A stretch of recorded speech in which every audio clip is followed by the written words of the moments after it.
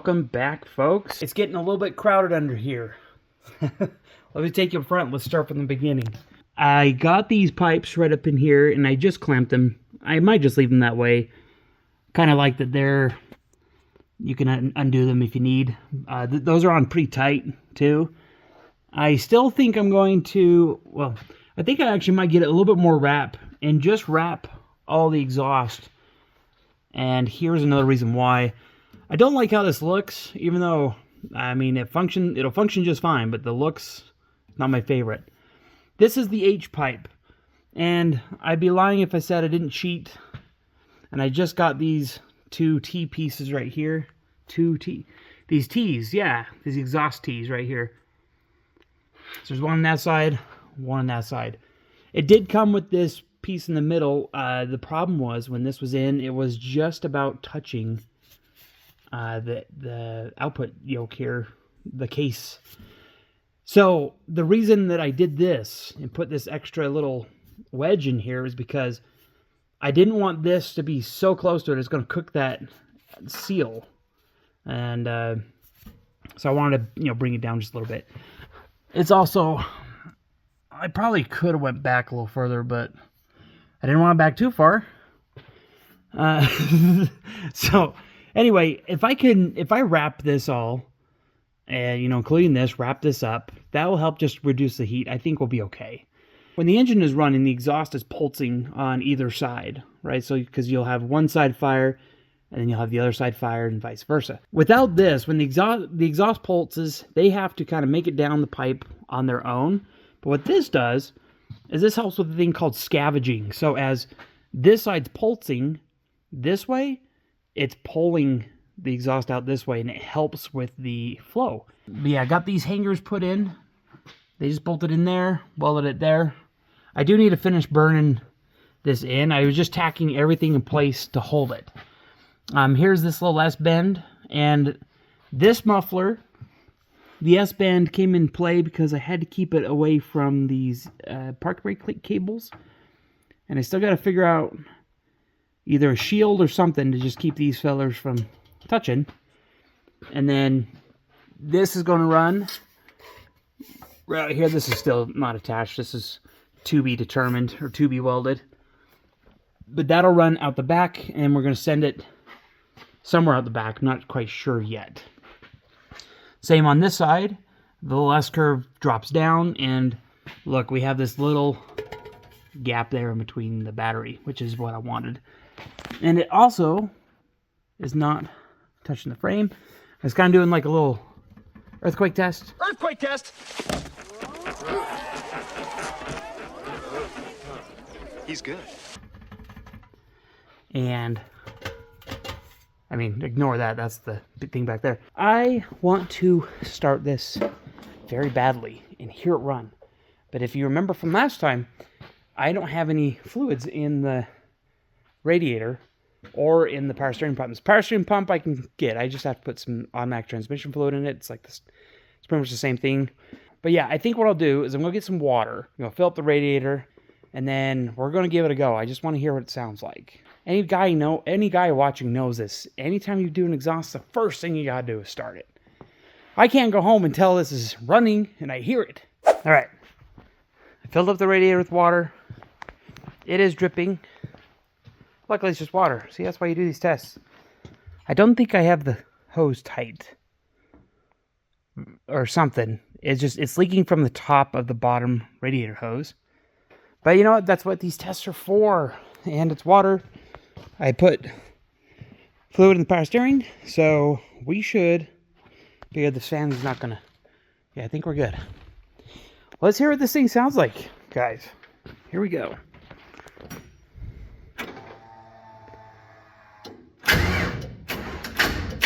Oh boy. Dang it. Hold on. 5 minutes later. Alright, we got this thing on there. And it's going. Okay. Isn't this nifty? Look, you just pop that open, you put the charger on, you ground it there. I'm going to put like that was English. I have that like remote terminal set I'll put somewhere. That was not tight. I was able to fish a wrench down in there, and it stopped leaking. Now let's try it. And here we go.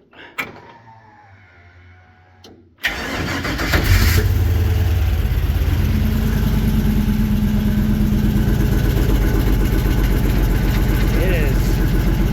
Wow, that is quiet.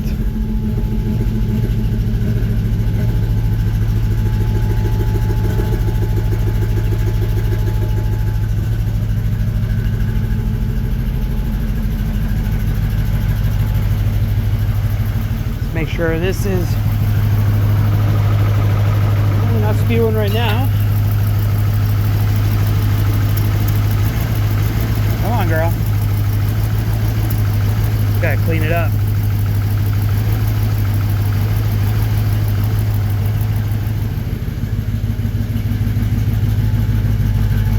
Let's give it a little rev.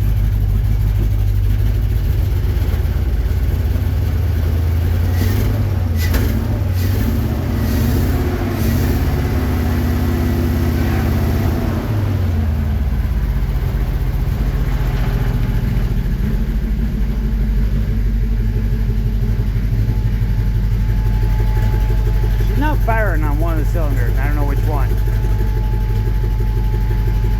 We'll have to check the injectors. Like every now and then I hear it hit. So I actually really like how quiet this is. Look, I'm not even like having to talk very loud.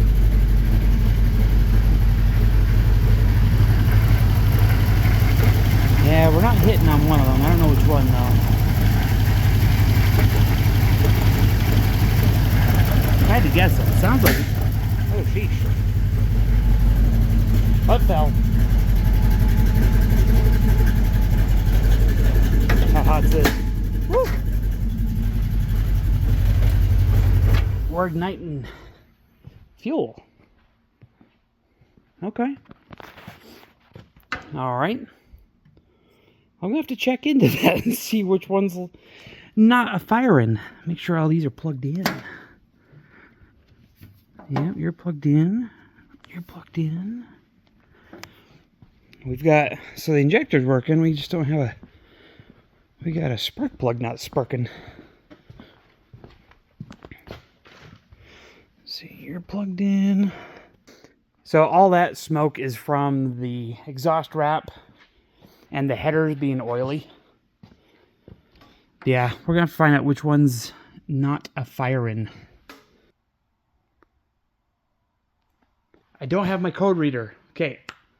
It is quiet though. Holy smokes, is it quiet? Quieter than I thought, actually. I thought it would be still pretty dang loud, but that is really quiet. But actually that's a really good thing because it doesn't need to be loud, you know, and it'll still, those mufflers will flow really good. All right, I'm gonna figure this out. I did hear it run, which is good. Let me fit you around real quick and see if there's anything else, and then we'll give it another go. All right, guys, welcome back to the next day. I got diving into this, and I found something, and I think this is the problem. I should have recorded it initially, but I didn't. So this coil right here, I don't know if you can kind of tell, but this pin from the left to right, that second one, see how it was kind of bent down? Well, it was actually bent all the way down. So it was, that plug that goes in it wasn't even plugged in on that pin. So I got the needle nose and I bent that back. I'm going to bend it just a little bit. You just got to be real careful with these pins. And see, like, that's cracked. It should be alright, but I think I might just go pick up another coil just to be safe. But I'm 99% sure that's why I wasn't running. But you just got to be careful bending these things back because they're not very strong. And if you bend them too far, they can break off. Right, got that attached. It plugged in actually real easy. And I actually did pull that plug, and it for sure was just not firing. It was pretty clean. All right, here we go.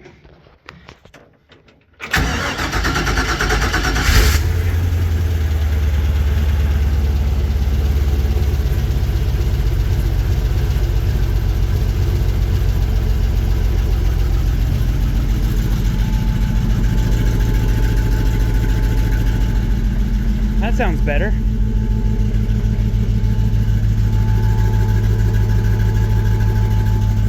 Yeah, that sounds a lot better. Let's give her just a little rev. It's cold, so we don't want to do too much.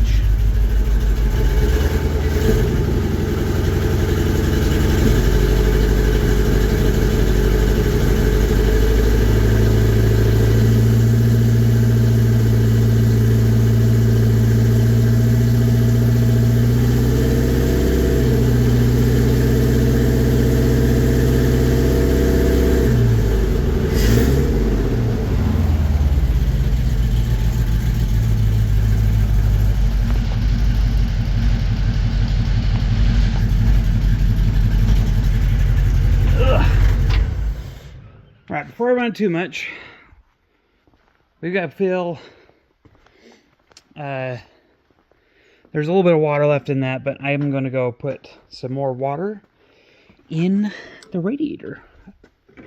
I already put some in here, but I'm just going to put some more because it sucked it right out. So, be right back. Alright, I started her up again, I put water in it, and it's getting a bit warmer. I'm just keeping an eye on the temperature. It says that the voltage is low for the mass airflow, so I gotta see what's up with that, but it's running significantly better. Significantly better.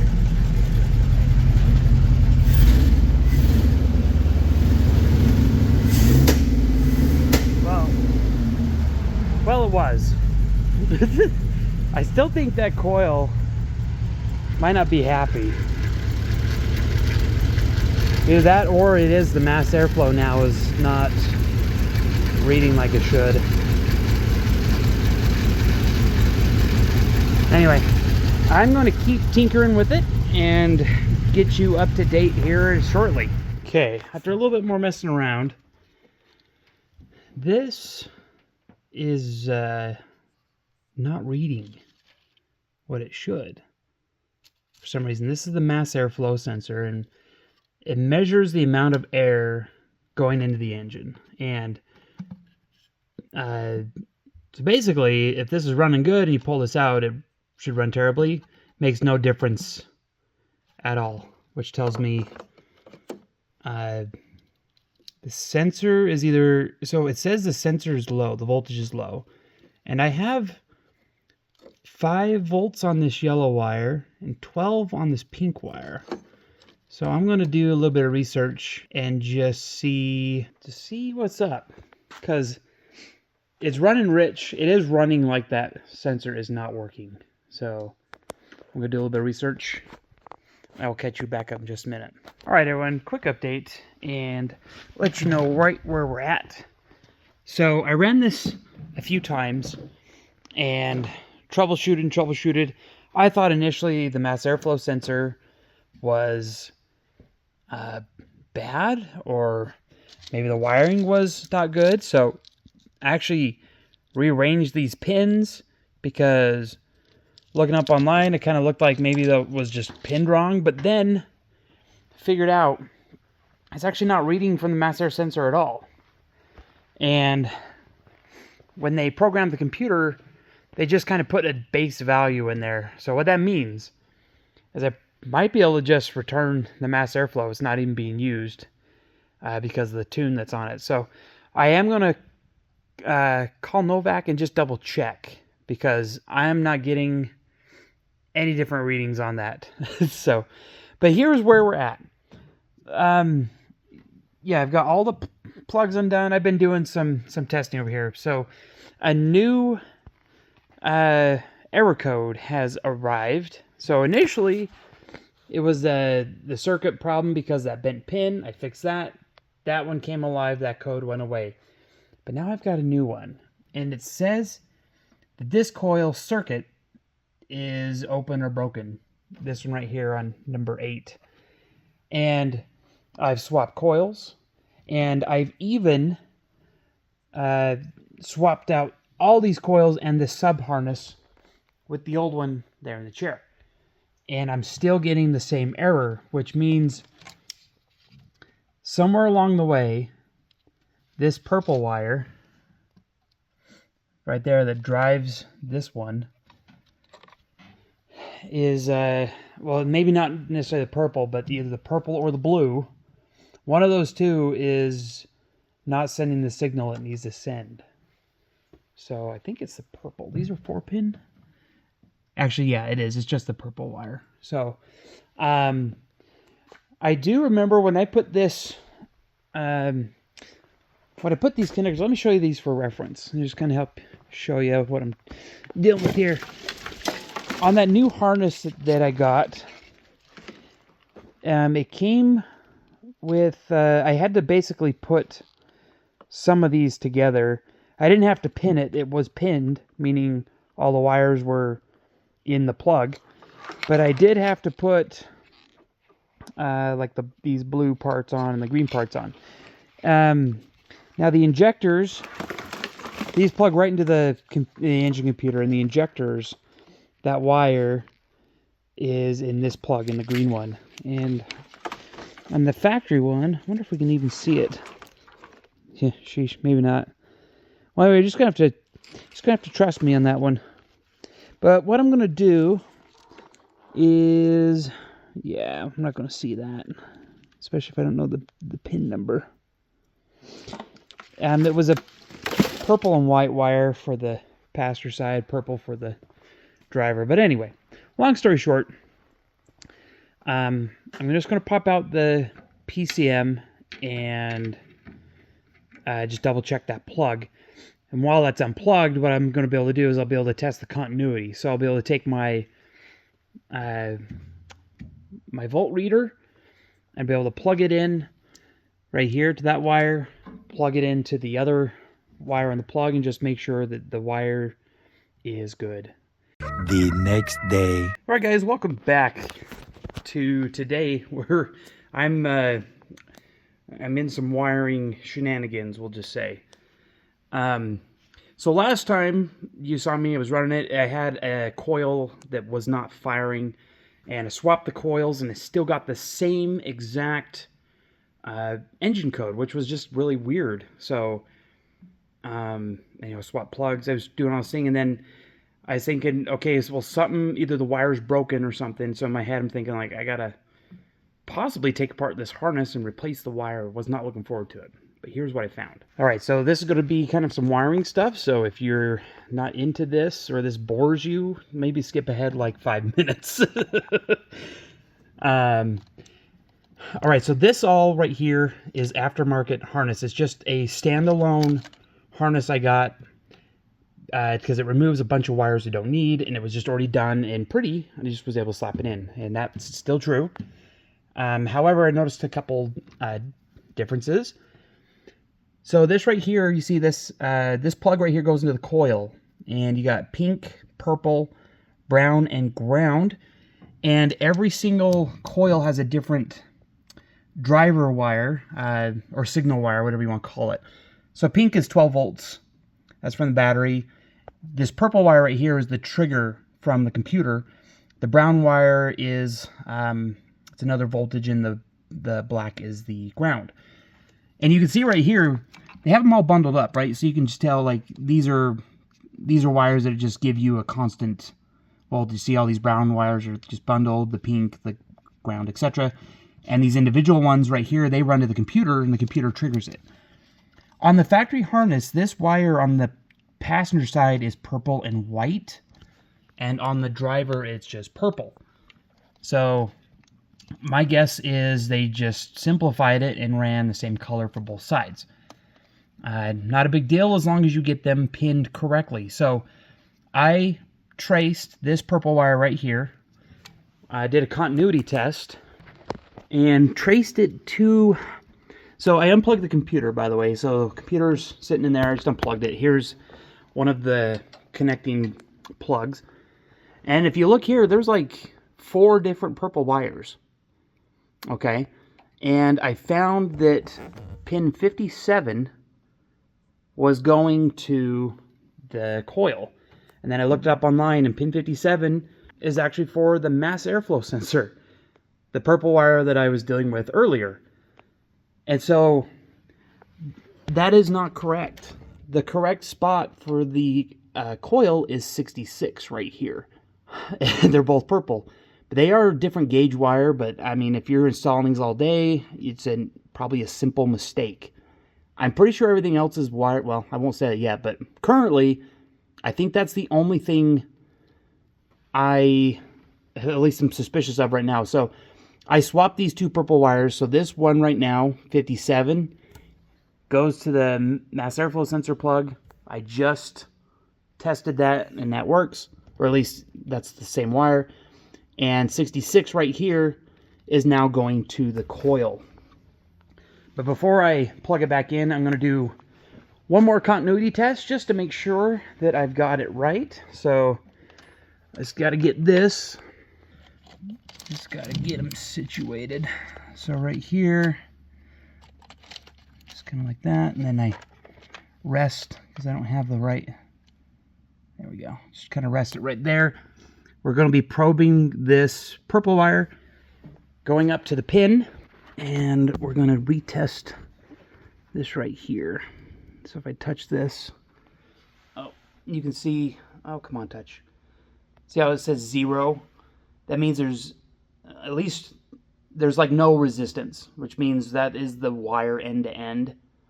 Tells us that that wire is this end right here in pin 66, which is the correct one. I have not tested this yet.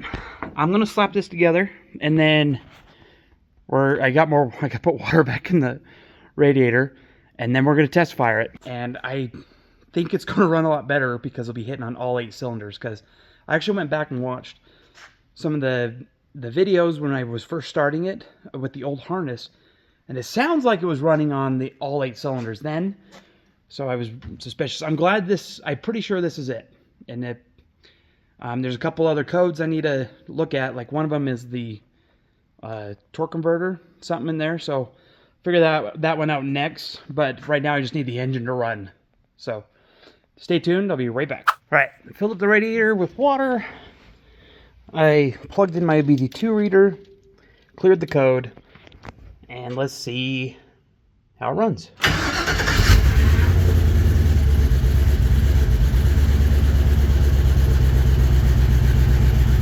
Well, it sounds better.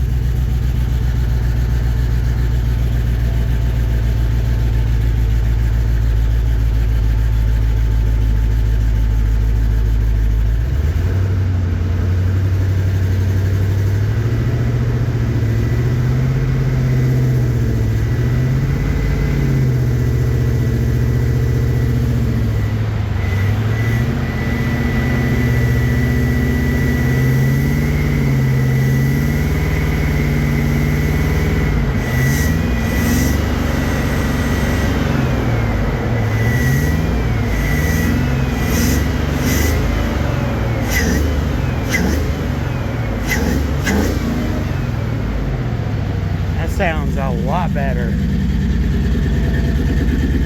There we go. There you go. Yeah.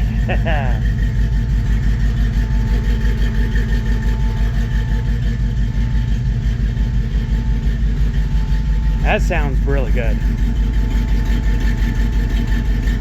I like that.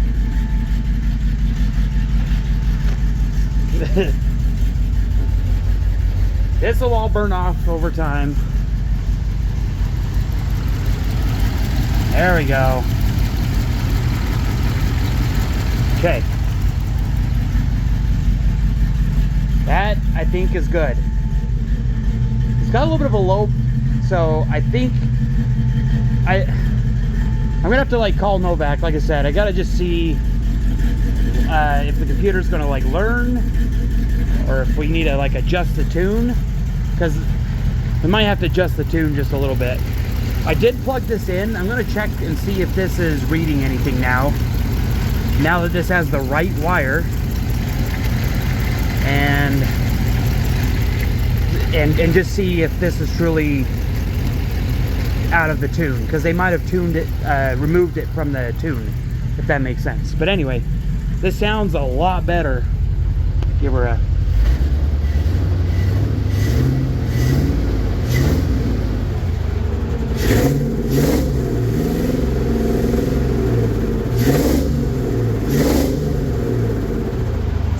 truck rock.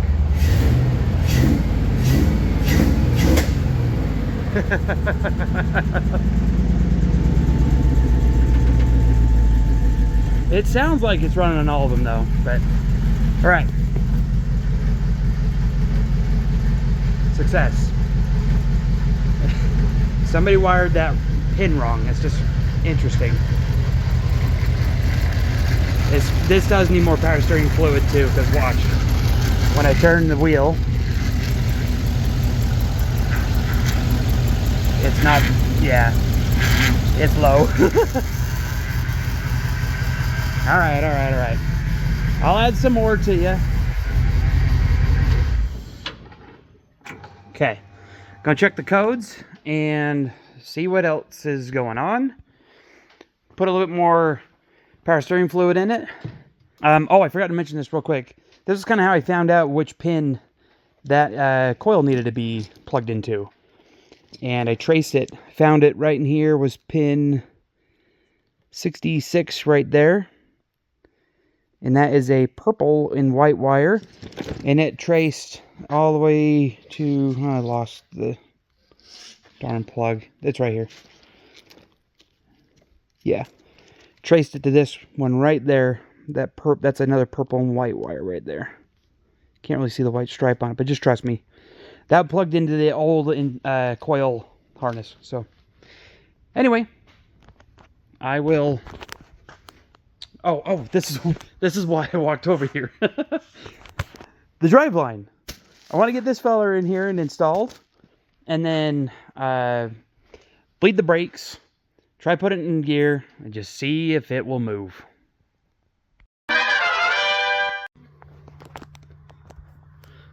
Guys, the drive line is in, and it is phenomenal. These guys did an amazing job. So, Tom Woods drive shafts. Tom Woods does drive shafts, drive lines in Ogden. And I sent it down to these guys, and they even painted it for me. Greased, so they put in this U-joint for me, greased it, painted it, and it was really cheap. I was very happy. Oh my gosh, they did such a good job. So if you remember, this was already pressed in there, and they balanced it, by the way. But look at this. They put this end in there, pressed it, and welded that. And look how good it looks. It is truly a professional done job, and I'm extremely happy with it. But now that this is in, I can't really turn the wheels because they're locked, but I can already kind of tell that so this is aiming down this U-joint, and our axle is kind of aiming up, so this needs to come down, and I don't have my little angle thingamajig. So for now, we're gonna have to like try to roll it down and eyeball it. It is such a good quality, well done thing. I'm super impressed. If I don't weld this or tack this at all, it's going to like roll the axle. I just have that feeling, and I don't want that to happen.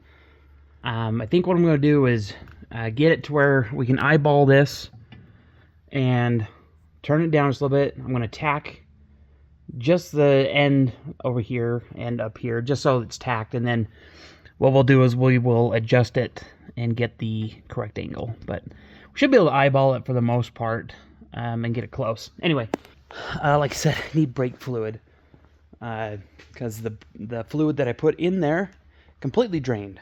I'm going to work on that. I will catch you guys back up here shortly. All right, guys. Just a quick update on everything I did. So the axle, I got the axle adjusted down just a little bit. I know it's not 100%, but it's close. And I did put some tack welds on it just to keep it from moving. We're not going to do a burnout. We're not going to gun it. We're just kind of got to putt around, see if it moves. And I bled the brakes. I got fluid coming out of all of them. The pedal, I mean, it's a little squishy. I bet we can get it a little bit better, but when I push on the brakes and try to rock the truck, it holds. So I'm going to try to be ready for it. If it's not stopping, we're going to turn it off the engine, but I also topped off the oil, and come in here real quick and take a look. I tidied up a lot. I know it looks messy, but tidied up a lot of stuff in here, and all the dangling wires we'll just ignore, and we're going to see if it moves. This is a good day. This is a day I've been waiting for. So, oh, I got these wires. Hold up. I'm going to bring these in with me. Let's shove them right here. That's for the cab lights. That's for the cab light up there. I got to figure that out. Okay. Also, the seat is not... The seat's also not, like, bolted in, but... We'll take it easy. Should be pretty good. Okay. And it's in two-wheel drive. I checked that. It's got fluid in it. Here we go.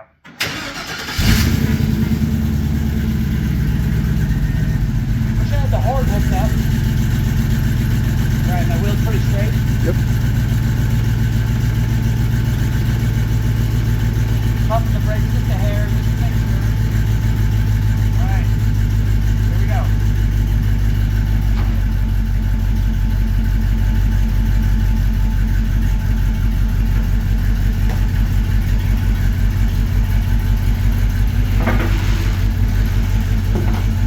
Actually, the brakes feel pretty good.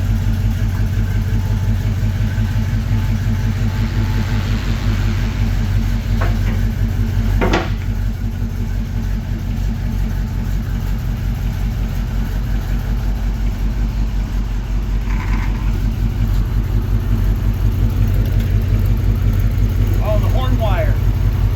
Yeah, shove that somewhere. We're gonna take it real easy.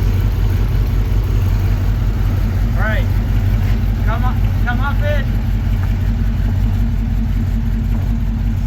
And let's do drive.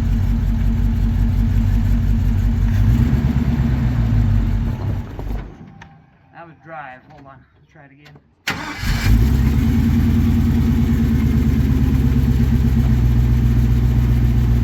There we go. Come on in. You're gonna have to excuse the wires. We're just about done with the wires. All right, you ready for this? Ready. All right, well, guys, got my dad here too. This is the truck he remembers. Well, some of it is what he remembers. All right, here we go. First drive. First drive In the in truck. I don't know how many years. Just what? Keep your arm on that door. I got it. Okay.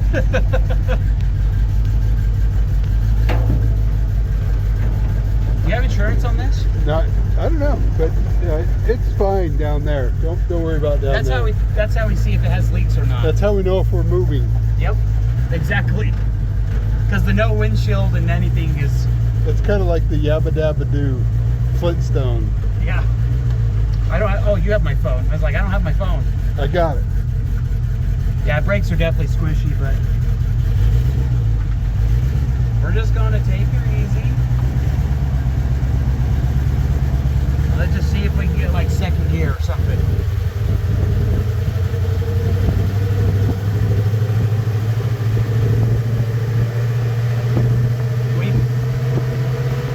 That speed sensor might not be speed sensing. Yeah. I'm going to try it at shift. I made it go into second. It did. So it does shift, but it might have to learn still. Hey, the AC looks pretty good. AC is wonderful. The AC's working. Alright, go to signal. I'm just going to have to trust that the back ones work. Wow, we made it to your house. We made it to the house. We're in second gear. Let's try first. There's first, yeah. Yep. I don't want to give it too much gas with the rear end not being welded. Yeah.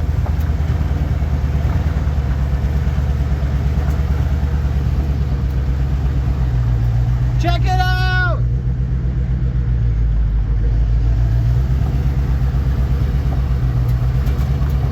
Hey, I think it's it's ready. I think that's pretty awesome. It's ready to. It's ready to drive down to back down south. It might need just a couple of other things. Oh, hey, look, the wipers work. Oh, cool. The wiper. Granted, we need the wipers, but they work. Well, right now, I can go all the way out the window without the wipers. Yeah, right. All right, I'm gonna just do a manual second again.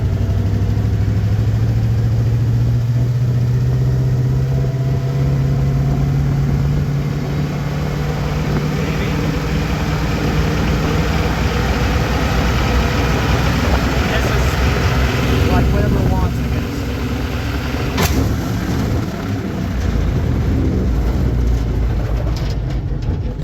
Nice. That was the rear end. Hold on, let's see.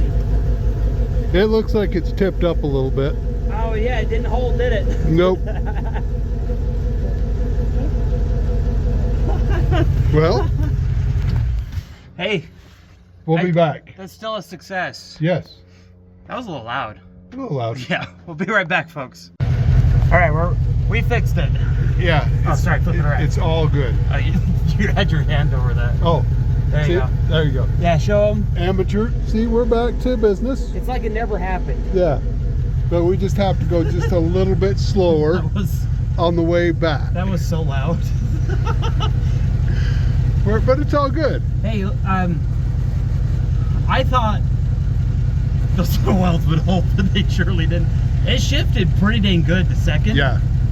Firm shift. Very firm.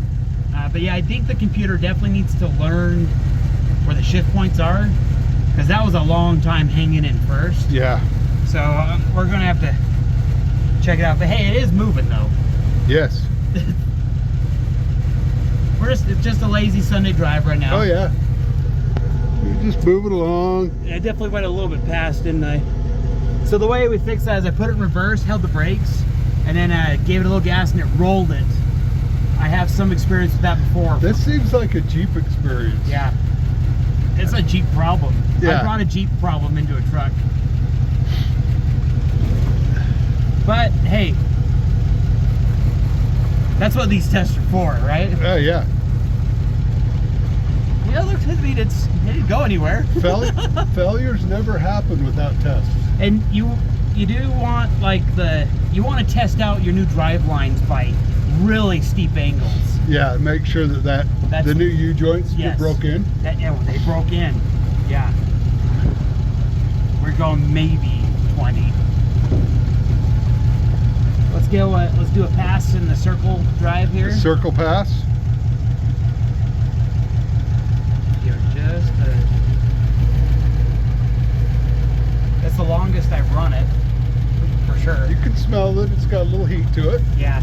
Well, we got to burn all that off before we deliver the truck. Oh yeah. Kind of like not mixing old gas with new gas. Exactly. Yep. Might need to put a little more oil in it too.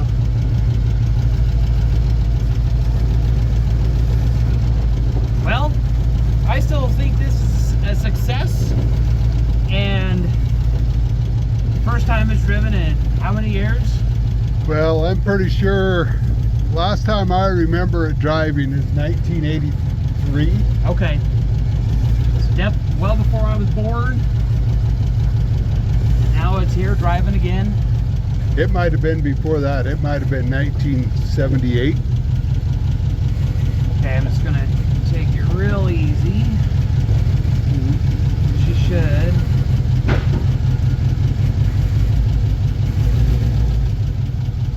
What's funny is it probably is gonna hold just fine. It was really that shift. That high speed. That was just a lot of force. Are we lined up kind of in the middle? Yep. We're right where it was. Flowmasters sound great. So I gotta call Novak and check on the tune they have, because it's not reading the mass airflow sensor, and I think they tuned it out of the engine for some reason. Yeah. Okay. Pretty amazing. Well, that works, and then I will get this sorted and solid, so that way next time we don't do it. Major success. Yeah, I was hoping to drive today, and I'm glad I was able to, because this was exactly what I needed. Awesome. Anyway, I was going to wrap it up for this week, guys. Tune in next time. We're going to get more put together and drive it farther. Thanks for watching.